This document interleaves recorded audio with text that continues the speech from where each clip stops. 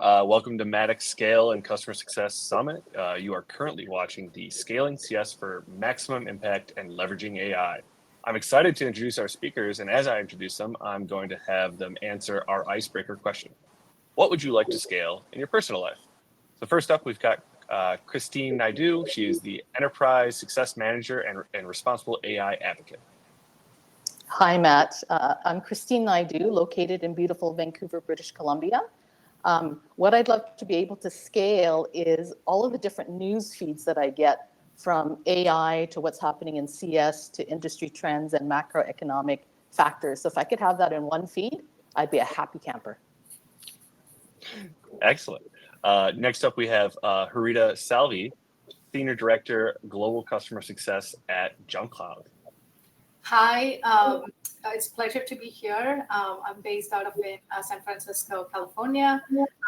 I love traveling, and I've been to 21 countries. And if I know AI can help us recommend places to visit and things to do, but I would like to kind of go next step and help find hidden gems and deals, and actually go ahead and book that personalized reservations for me based on my preference, style, and budget. I think that would be really cool. Yes, that would be awesome. Next up, we have Arit Elzips, CEO and CCO at CSM Practice. Hi, everyone. Arit Elzips here. Like Matt said, I own my own consulting firm for customer success, and I've been a thought leader in customer success for many years now. Personally, I'm very excited about AI and the influence it's going to have on the customer success manager's job. We're going to uplift a lot of the manual work that we do and could be way more proactive and value driven.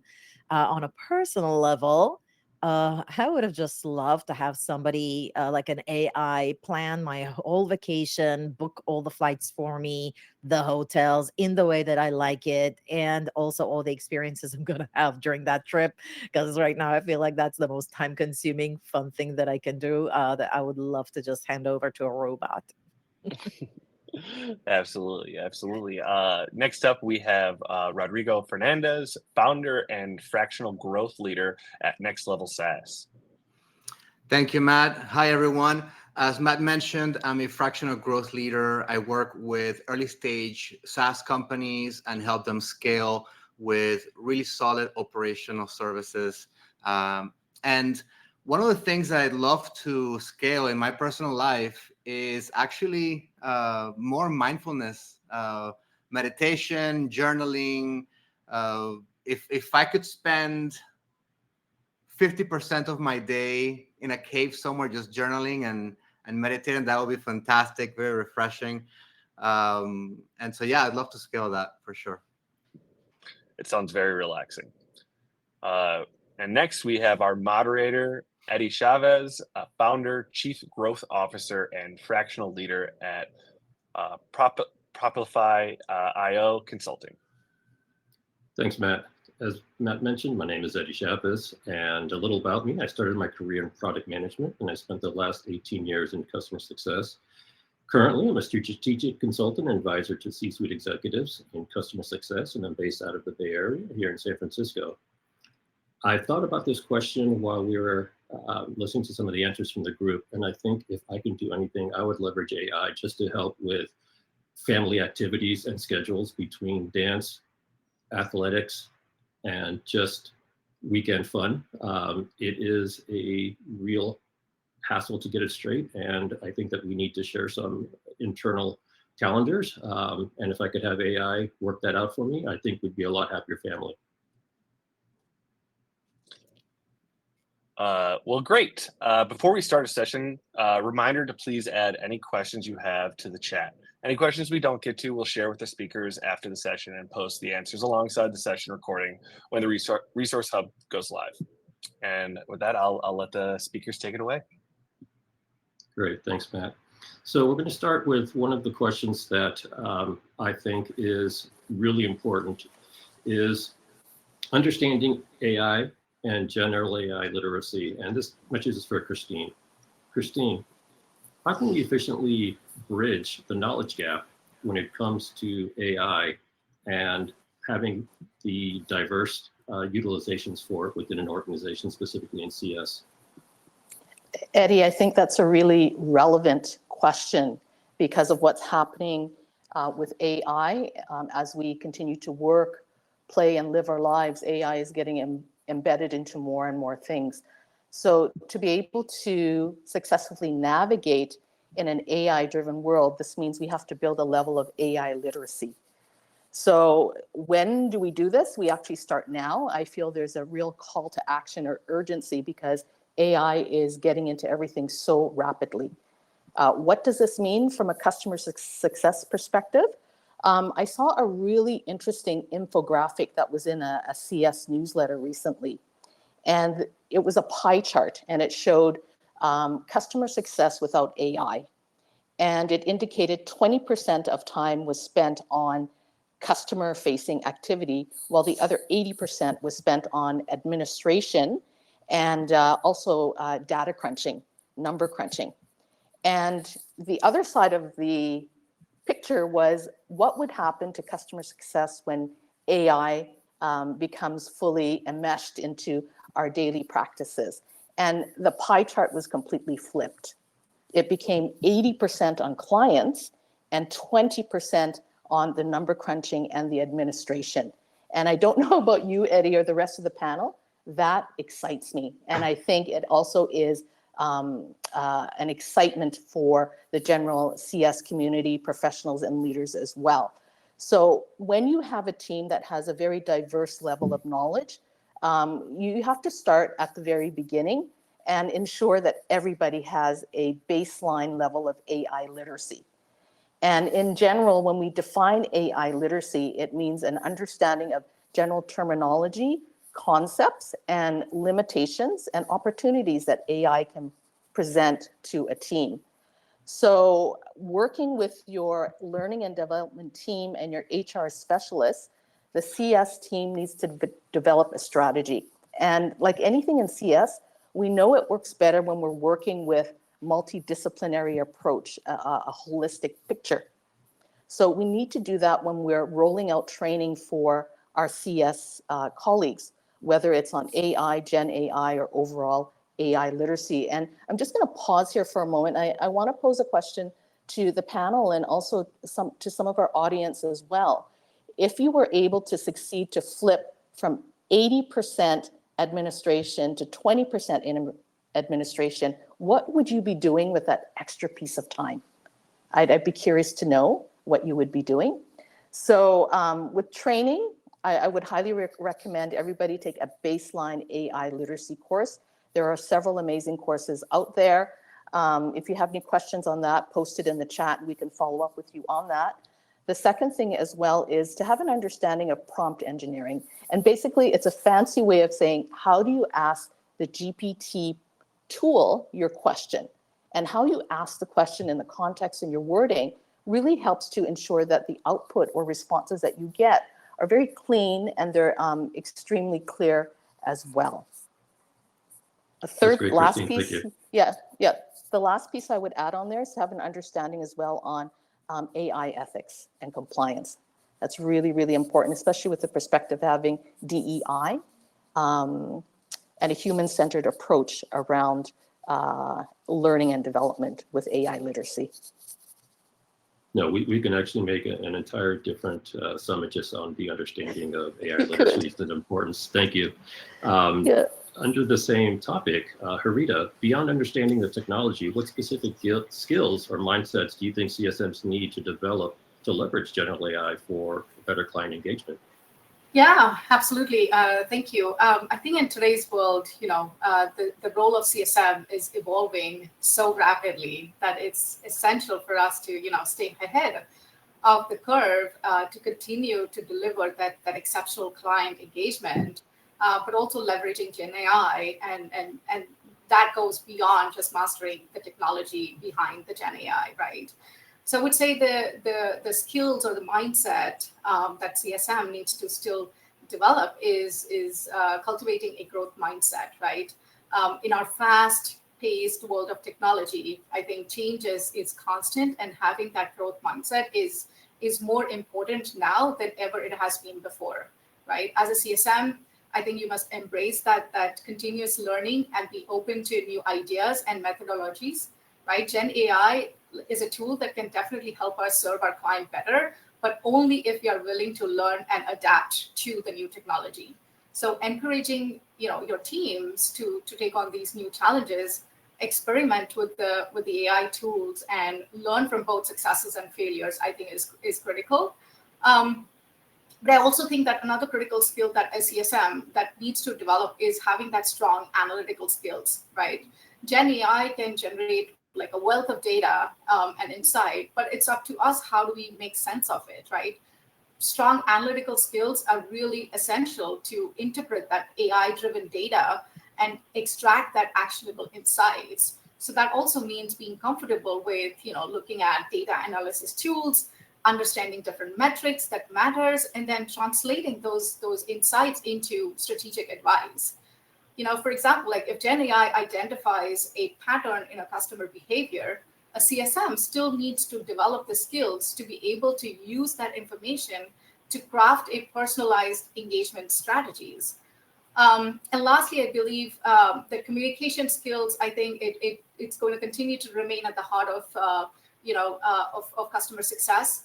With Gen AI, we can now provide more personalized and timely communications, but the human touch is never going to be replaced. We still need to hone in on our abilities to convey these complex AI-generated insights into a clear and a relatable manner. And this involves not just explaining the what's and hows, but also the whys, right? And a CSM should understand how these AI-driven recommendations aligns with customers' goals and needs and communicate effectively to the customers. So I would say these are the three skill set and mindset that CSM still needs to continue to own and develop in order to leverage Gen AI beyond understanding technology. Awesome. Thank you, Harita.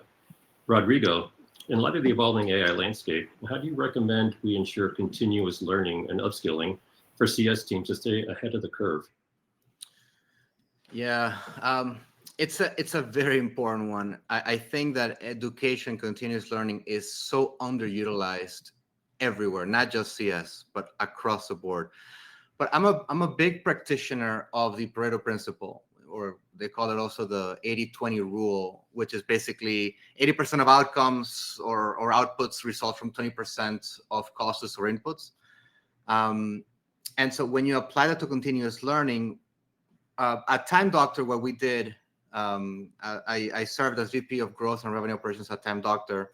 We grew revenue from 9 million to 20 million over a period of 4 years. And one of the things that I implemented in my teams was the 80-20 rule. And what the 80-20 rule in my teams meant was that they would spend 20% of their time on education, up-leveling their skills. What they had to do, though, was they had to create a curriculum for learning for the quarter for themselves, have that being approved by the manager, because the curriculum had to be related to what they were working on. Then they would have to spend and track their time on the amount of studies that they would do. So that it could be a fair 20% of the time. And then at the end of the quarter, show the certificates of completion. So many people would say, well, but where does productivity go in all of this? And productivity actually increased tremendously because the team all of a sudden not only helped them become inspired, but they became way more knowledgeable in their skill set. They would do things a lot faster, and it just builds a lot of camaraderie when that happens. So if you can implement an 80-20 rule on your CS teams, do it. Particularly around AI is extremely important. Another alternative too is to have or schedule regular learning sessions, whether that's weekly or bi-weekly. Invite a guest speaker. There are so many experts out there in AI, in CS best practices. Invite them over, have a powwow or an AMA, and have them teach that. it's very important to encourage a growth mindset. And so it's just the idea of continuous learning. It's a journey. Learning is a journey, not a destination. And subscribe to platforms like Coursera, Udemy, or LinkedIn Learning, which is exactly, we used actually Udemy and Reforge for my teams. And so these platforms have excellent resources that can be applied to the teams.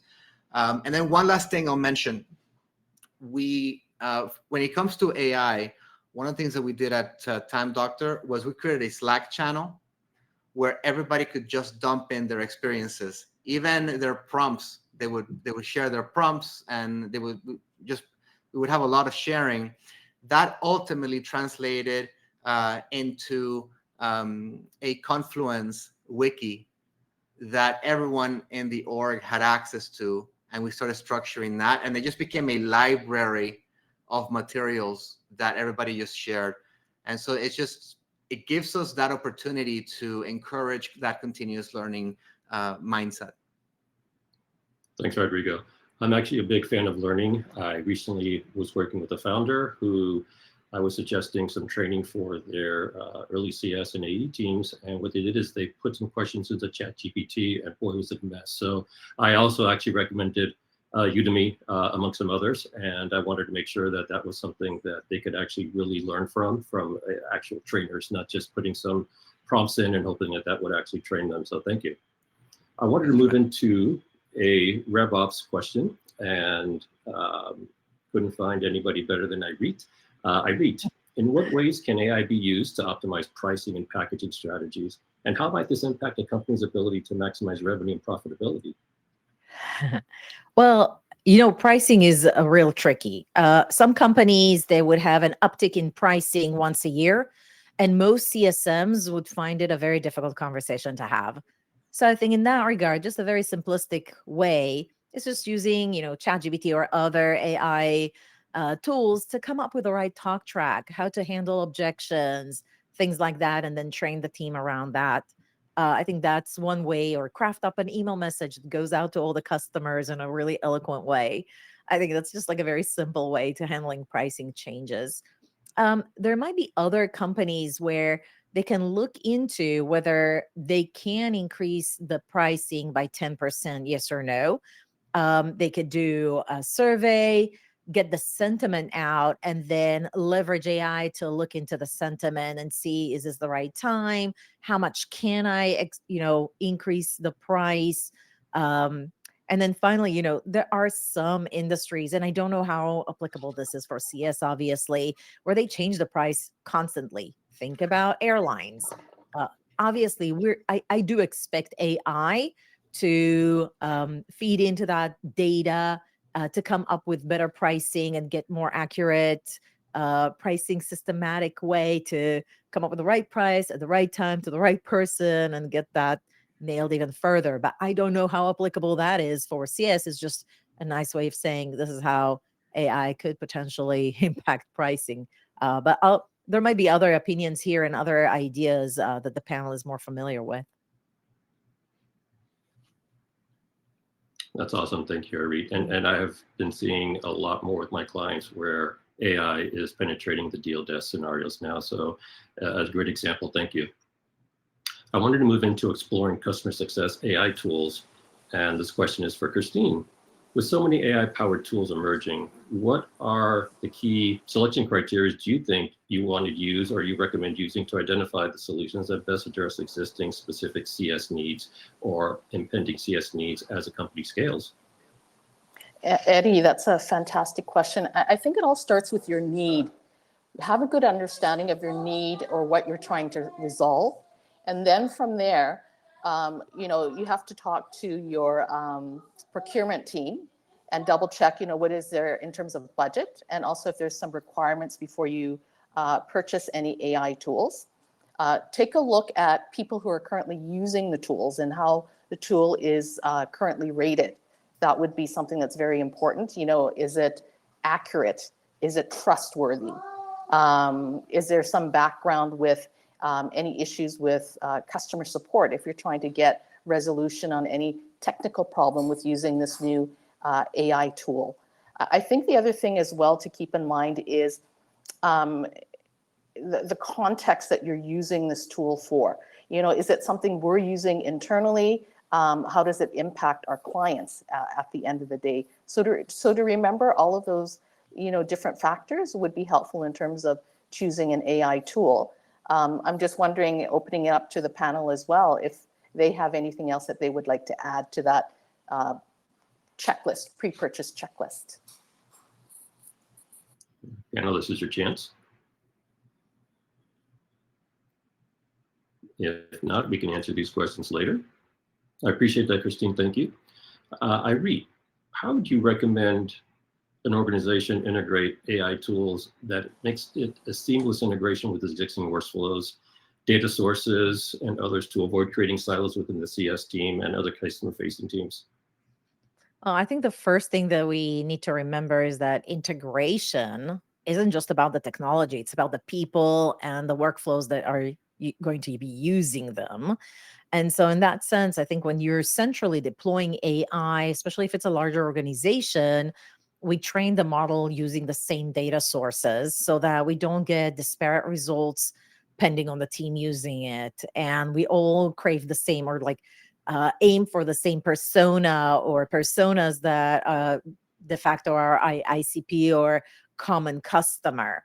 Those are the kind of things that I would be looking at in terms of how you can sort of break the silo and make sure that we have the same messaging across different teams. I'd also look into using the same AI solutions across teams and veto them out, just like we do with any other technology. Use cases that you could take a look at is, you know, any kind of cross-functional process. For example, when there's CSQL, customer success qualified lead, and the CSM needs to work with potential, like on a new use case or a new line of business with the AE or the account manager, then if they are going to leverage an AI solution to pitch and come up with outcomes that are relevant for that scenario, we're all using the same AI solution, and that the module is trained similarly. So that would be my only caution, like not only use the same solution, but train them the same and have everybody work from the same AI platform. I agree. I think consistency would be key here. Mhm. Harita, so beyond automation, how do you recommend CS leaders leverage AI for more strategic tasks, such as identifying at-risk/churn customers or predicting churn? Yeah, I think that's a great question, Eddie. So, you know, if we start with identifying at-risk customers, right, the traditional methods have often relied on, you know, the customer success reps noticing the patterns and responding to customer complaints, right? And this reactive approach is limited and often very late, right? And with AI, this game has shifted to more of a proactive stance. So, you know, having a tool or a system that constantly analyze these customer interactions, usage patterns, and feedbacks, right? And then AI can shift through vast amounts of data to detect those signals for dissatisfaction or disengagement, you know, long before they escalate into major issues is a huge win. I think AI, there are tools like Gong that can, you know, analyze these customer conversations and track key topics, sentiments, and engagement levels, right? And by monitoring these customer calls, you can identify these early warning signs of customer dissatisfaction, right? Like, for example, if a customer is frequently mentioning issues or frustrations or dropping competitor names in these conversations, you know, you can implement these smart trackers that can flag these interactions for immediate follow-up. And this enables us and the CSMs to really intervene proactively, addressing concerns before they escalate or become at risk. And, you know, if you move a little bit on the predicting churn, right? I think predicting churn has been a strategic game changer, right? Like AI, like historically, I think the churn prediction models often relied on static historical data.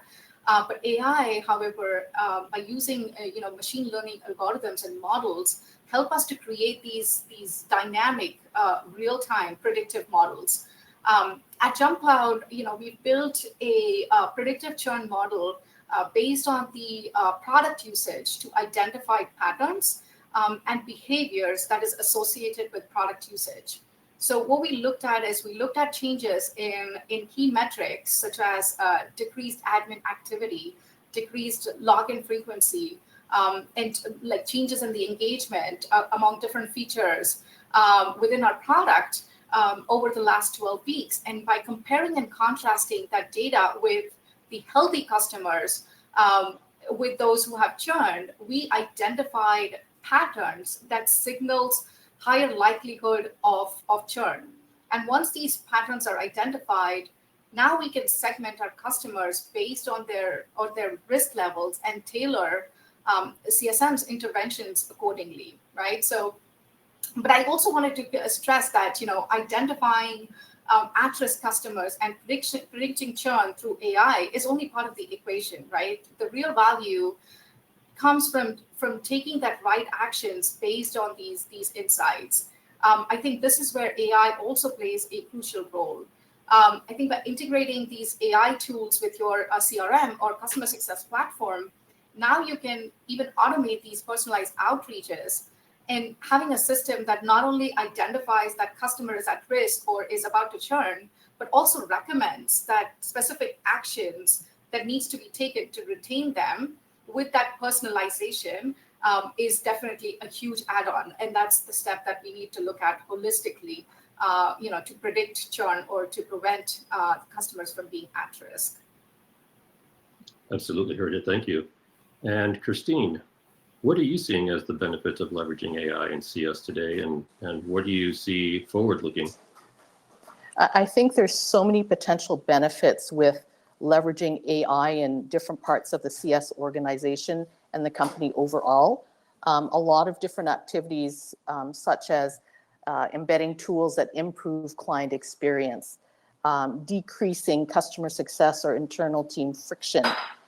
This is going to allow us to focus more on the revenue and the relationship side of working with clients. And I think as well, it's really important for us to keep in mind that there's competitive forces in play.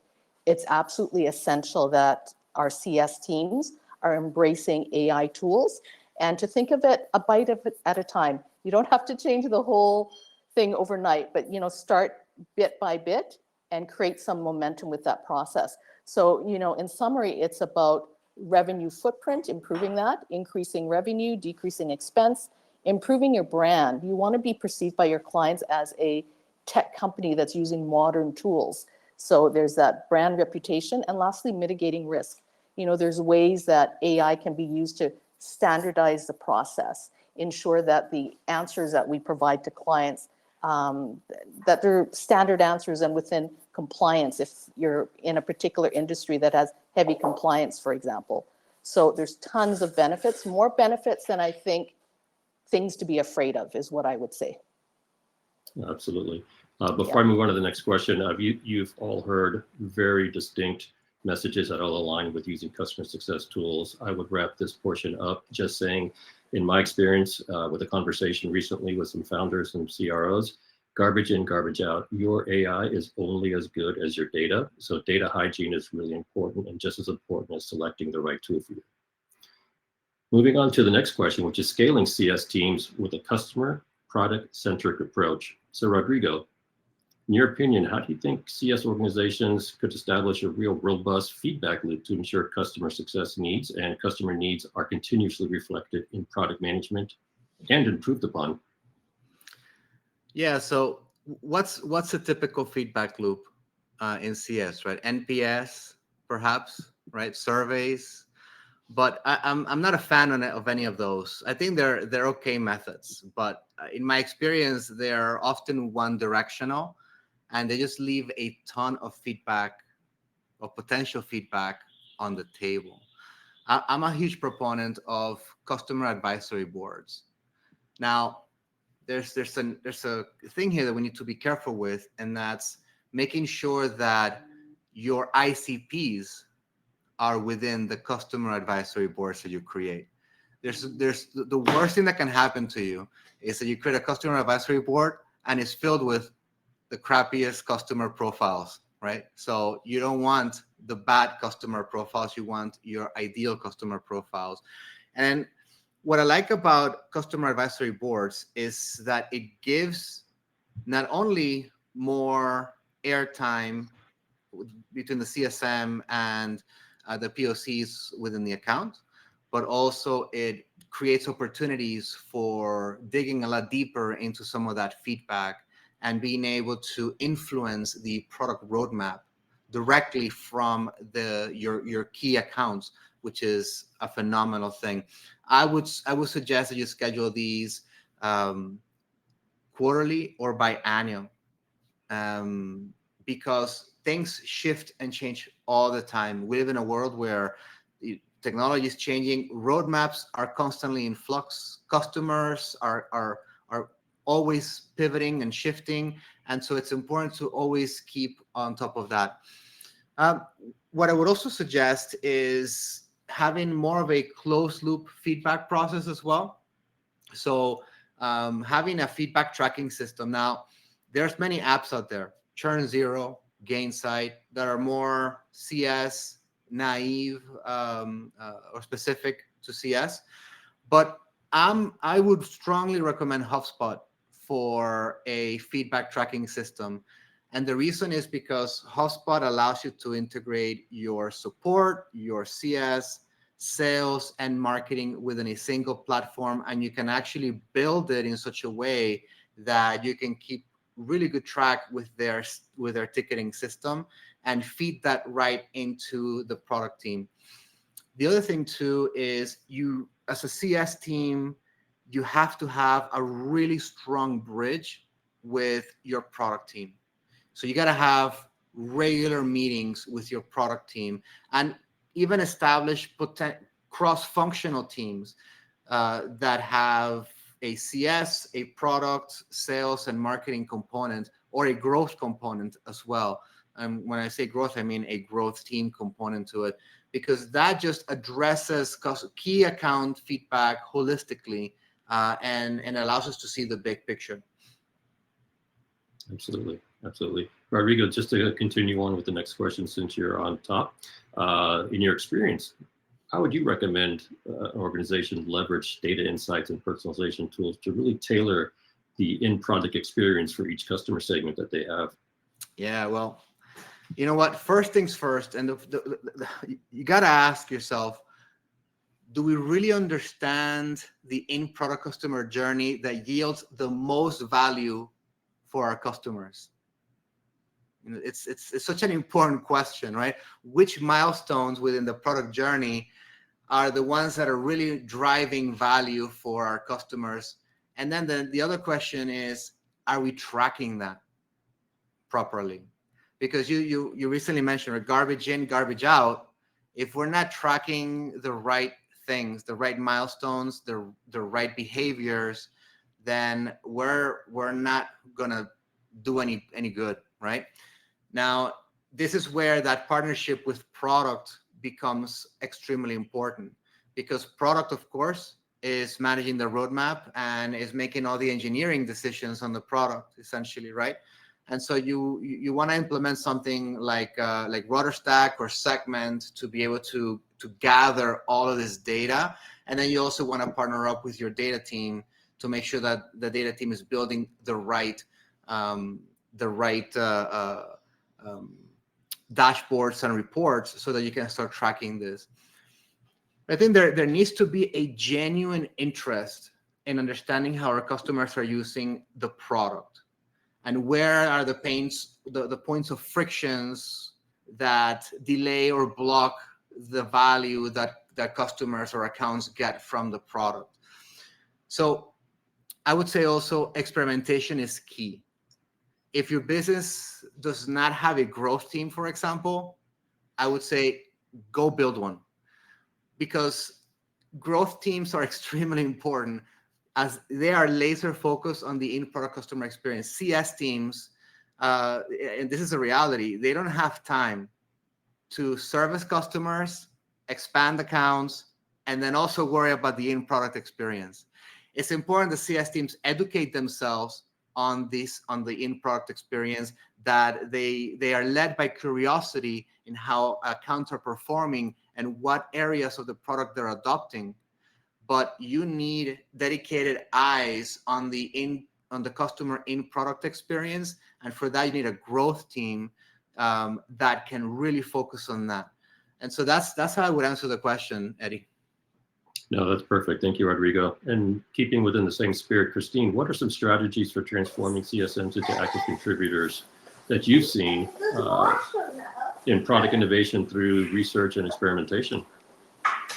I think Rodrigo has really touched upon several of the points.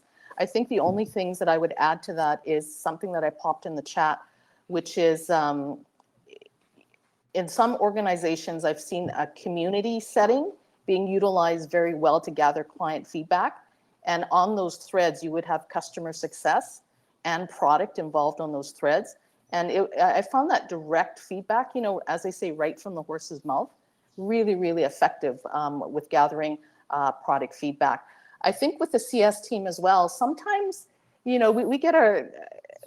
get these tools and they say, hey, use these tools to provide your product feedback, submit your client feedback on product, innovation, ideas, challenges that they're having.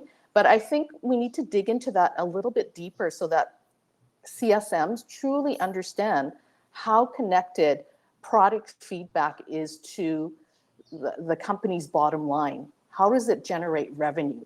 And when we understand that number, what that means, we are more likely to pay attention to product feedback as opposed to, oh my God, I've got 100 things on my to-do list, and maybe the last thing on there is providing feedback on product.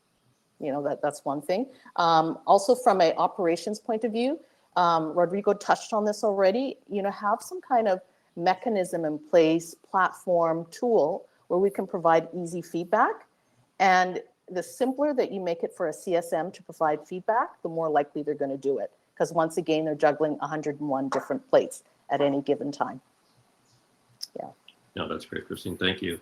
And switching gears to more of a RevOps focused question, I read, how can AI be used to identify and mitigate potential risks and challenges that the revenue ops team landscape needs to really understand? And how might this impact a company's ability to navigate market inflections and disruptions, which seem to come about every 6 to 9 months? It's a really good question. So I want to talk about risk in general and how can you leverage AI with it. I think there's 3 use cases.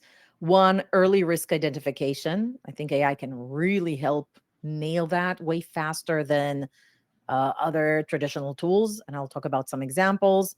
Risk intervention and having the right playbook for each risk reason, and then data-driven decisions so that we can improve the strategy and mitigate and diminish risk over time. So one is early risk identification. We have tools coming up that really just scan through the emails that go back and forth and then come back with a red sentiment that the CSM might miss or that the manager would never get an understanding or visibility to. So I think those kind of AI solutions really allow us to harvest not only data, but unstructured data in a massive amount and highlight risks that we otherwise would have missed. And in addition to obviously emails, it could also be recorded calls. We see abundance of those coming up in the market. I think it's very important to really consider embracing those, not just for meeting summary notes, but also serve for sentiment and for training purposes for CSMs. And so between emails and meetings and survey data, I think we're going to get a lot better at mitigating and just identifying risks a lot earlier. Now, obviously, on top of that, you could create way more sophisticated health scores by combining that with structured data and usage data. And we know sometimes we have volumes of those, and it's much easier for an AI model to go through those than the traditional data warehouse structure. Then the second use case is obviously risk intervention. there are tools out there right now in the market that not only tell the CSM, hey, there's a risk or there's an opportunity for an upsell, but they also advise on what should be the next step. Hey, this customer is showing X, you should offer X, like a Y. It becomes way more sophisticated. And I think what it opens up is a more consistent and effective way to mitigate risk, and also opens up the opportunity to potentially automate some of these messages to the customer. So you don't really have to have a personal intervention. And if you do, you can hire CSMs with little to no experience and quickly train them on what good message looks like, what is the right playbook, and also almost like feed them the answer and just let them to navigate through adjusting that communication. Lastly, what I said is like data-driven strategic thinking. And we all know that, by giving AI access to what's going on, they can start coming up with themes of why risk exists in the first place. And I think that would be really interesting to see, that if we can get visibility to why risk happens and showcase it to the management team, not only can they take action faster, but also AI could potentially give them some recommendations as to what should next step be based on benchmark data. We have AI tools and add-ons for ChatGPT right now that actually look at strategic and research data. We have AI modules right now that scan through different news and can feed into the model of what kind of strategic decisions should we make. I think all of that, between those three aspects, we're going to see a lot more sophisticated businesses going forward.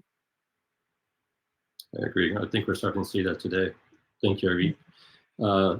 In the interest of time, want to see if we can get through a few more questions. This is under the subject of operationalizing your CS teams for efficiency and scale. And I want to kick it off with Arita. So beyond automation, what best practices do you think we can implement to really optimize CS team workflows and make that optimized for maximum efficiency and productivity within the AI usage? Yeah, thank you, Eddie. I think it's a great question too, and I'll try to keep it short in the interest of time, because we did touch on quite some of the topics earlier. And I feel like personalization, and I want to re-emphasize, right? Personalization is no longer optional. It is a necessity, right? AI can help us do these personalization interactions at scale, delivering that right message to the right customer at the right time. Now, whether it's through personalized email content, custom product recommendations, or tailored, support interaction, AI can ensure that each customer, feels valued. And we touched on this earlier, and Iveric mentioned it right now as well, that understanding customer sentiment, is crucial element, and then AI tools that are out there that can help analyze these interactions across various channels, right? Like emails, your chats, your calls, social media, to really gauge that sentiment and identify areas where customers are unhappy and are particularly satisfied, right? And integrating these insights into your CSM platform and removing silos and bringing it all together with the help of CSM team, that can get you a real-time view of the customer sentiment and enable the team to address these issues more proactively and enhance that positive experience that we want for our customers, right? And last but not the least, I think collaboration, again, I think is a key to maximizing, the AI's potential. Like each of us offers unique perspectives that sparks innovation. So embracing that mindset of beginner's mindset and starting small, right? Like starting, whether it's through a tool or even just using AI to capture your meeting notes or to summarize your meeting notes. I think it's, even if it's starting small, but using a consistent effort to constantly or continually transform your role is one of the best practices that I would recommend. Appreciate it. Well, thank you, Rita, for your answer, and I'm sorry to interrupt everyone, but we are at time. So thank you again. And we're going to be ending the session. Any questions we weren't able to get to, we will be passed along to our speakers and sharing their answers along with the recording of the session in our resource hub. All Summit attendees will be notified when the recordings are live. And thank you for our wonderful speakers for joining us today. And thank you for everyone else for attending. You guys were all great. So thank you again, and hope everyone has a wonderful day. Thanks, Matt. Appreciate it. Bye-bye.